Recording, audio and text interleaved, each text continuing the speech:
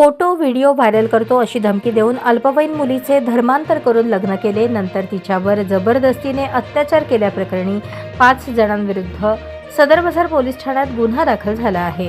यामध्ये तिघांना अटक झाली असून त्यात वकिलाचाही समावेश आहे।